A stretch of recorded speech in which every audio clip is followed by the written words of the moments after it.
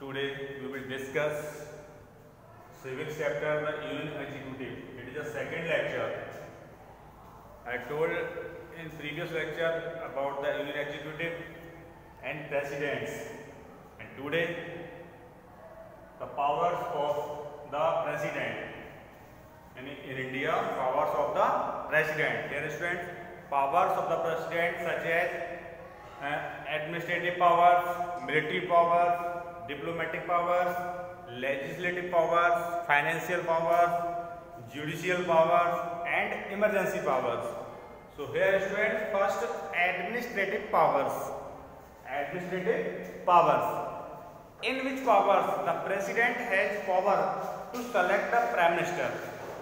In which powers the president has the power to select the prime minister. But the election is restricted of the leader of the party is majority in the house of the people. यानी वो एक majority party का elected leader हो, यानी उस party से वो select होके आए हो, उस मेजोरिटी पार्टी का वो लीडर हो, तभी प्रेसिडेंट उस व्यक्ति को प्राइम मिनिस्टर पोस्ट के लिए अपॉइंट कर सकते हैं. Next students, he also appoint the cabinet ministers. He also appoint the cabinet ministers. Advise of the prime minister, यानी प्राइम मिनिस्टर की हेल्प से वो कैबिनेट मिनिस्टर को भी अपॉइंट करते हैं. And after that he appoint the official of the union government, यानी union government के ऑफिशियल्स जो वर्कर्स होते हैं उनको भी अपॉइंट करते हैं. Supreme court and high court, यानी दोनों कोर्ट्स के जो जज होते हैं उन जज का भी अपॉइंटमेंट किसके द्वारा होता है? प्रेसिडेंट के द्वारा होता है. एंड यूनियन टेरिटरीज के जो एडमिनिस्ट्रेटिव होते हैं, जो उनके सुप्रीम पावर होते हैं, उनके सुप्रीम पावर को भी हमारे प्रेसिडेंट अपॉइंट करते हैं. तो ये जो होती है उनकी एडमिनिस्ट्रेटिव पावर्स होती है. सेकंड है military powers. Second is military powers. Students, the president is the supreme commander of the army, armed force. यानी जो हमारी आर्म्ड फोर्स होती हैं, तीनों armed force, air force, army and navy, इन तीनों के सुप्रीम कमांडर होते हैं हमारे प्रेसिडेंट. और ये जो प्रेसिडेंट कमांडर होते हैं, और इन तीनों आर्मी के कमांडर्स जो चीफ होते हैं, इन तीनों आर्मी के चीफ होते हैं appointed by the president. And also president is the head of the state. President is the head of the states, can declare war और पीस. यानी प्रेसिडेंट हेड होता है का आर्मी का, तो वो यानी पूरी कंट्री का एक हेड होता है, आर्मी का सुप्रीम कमांडर होता है, तो वो वार डिक्लेयर कर सकता है और पीस भी डिक्लेयर कर सकता है. Diplomatic powers in president, it is a national और इंटरनेशनल लेवल. डिप्लोमेटिक पावर यानी ही रिप्रेजेंट्स इंडिया, यानी हमारा जो प्रेसिडेंट होता है किसी भी कंट्री का, वो अपनी कंट्री को रिप्रेजेंट करता है. Here represent India in international forum, यानी जो इंटरनेशनल जो फोरम्स होती हैं, जो ऑर्गेनाइजेशंस होते हैं, उनको रिप्रेजेंट करता है.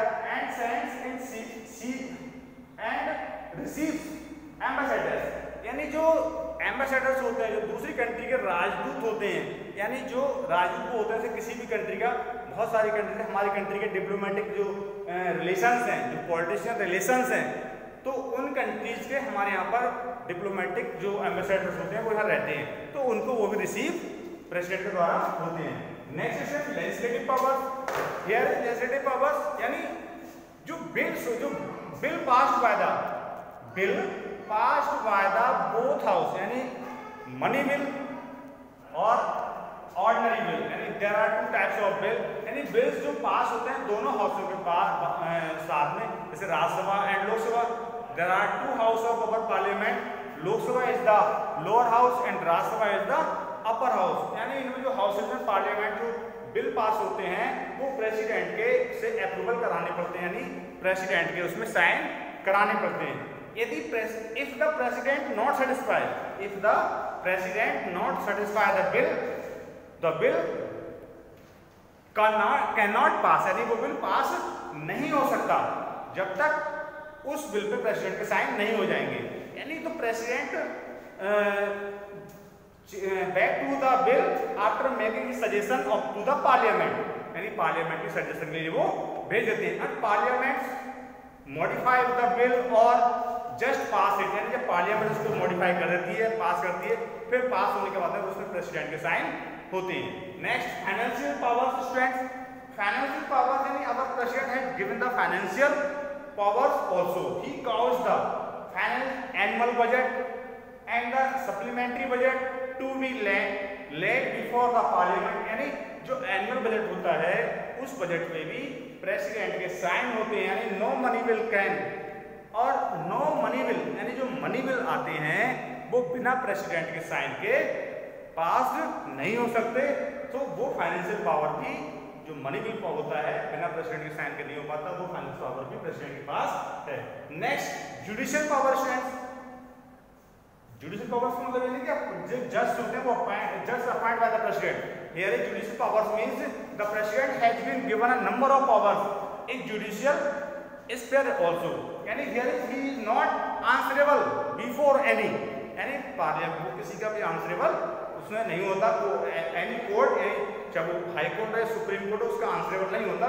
But if the any person is charge, यानी किसी पर्सन पे अगर केस लगता है और उसकी जो उस पर जो उसकी सजा होती है उसमें सुप्रीम कोर्ट उस पर अंतिम मोहर लगा देता है कि दैट इज राइट, यानी वो क्या है, राइट है, जो उसके खिलाफ केस चल रहा है वो केस राइट है, तो उस पर जो याची होता है, जो रिट दायर करता है, वो अपनी एक मर्सी रिट, जिसमें कहते हैं मर्सी रिट, प्रेसिडेंट के पास एक मर्सी रिट के रूप में भेजता है। प्रेसिडेंट उस रिट को पढ़ते हैं, अगर उन्हें लगता है कि सुप्रीम कोर्ट ने निर्णय गलत सुनाया है तो वो उस पर पुनर्विचार, यानी कहते हैं दोबारा विचार करिए इस पर, उसकी वो सजा को रोक देते हैं वहीं पर और दोबारा उस पर विचार होते हैं। अगर वो रिट राइट है, अगर वो रिट राइट है और उसकी जो डिसीजन दिया गया है सुप्रीम कोर्ट या हाई कोर्ट द्वारा, तो वो उस पर अगर राइट दिया गया है तो उस पर अपनी स्टैम्प लगा के साइन करते हैं कि decision is right.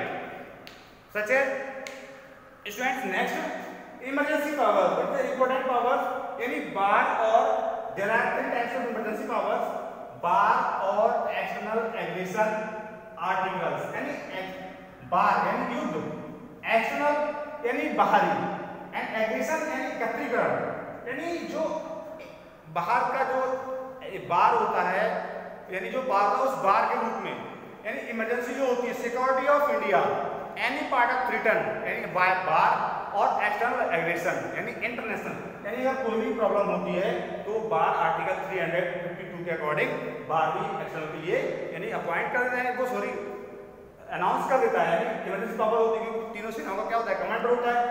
Constitution of emergency, यानी यहाँ पर क्या है कि अगर कोई गवर्नमेंट जो कॉन्स्टिट्यूशन वर्क कर रही है, अगर वर्क कर रही है वो कॉन्स्टिट्यूशन के अकॉर्डिंग वर्क नहीं करती, कॉन्स्टिट्यूशन के अकॉर्डिंग वर्क नहीं करती, तो ये पावर भी है कि उस गवर्नमेंट को वो डिसमिस कर सकते हैं। And last financial emergency article 360, यानी according it the financial emergency is implement when the financial stability of credit of India is threaten, यानी इफ एनी कंट्री, यानी अगर कंट्री के पास पैसे की कमी हो जाती है अच्छी तरीके से, यानी कुछ ज़्यादा मात्रा में, बहुत ज़्यादा मात्रा में पैसे की कमी हो जाती है और जो हमारा देश है वो फाइनेंशियल प्रॉब्लम फेस करता है, तब तो ये इमरजेंसी प्रेसिडेंट के पास है कि वो इमरजेंसी लगाकर यानी फाइनेंशियल इमरजेंसी कर देते हैं। That's all.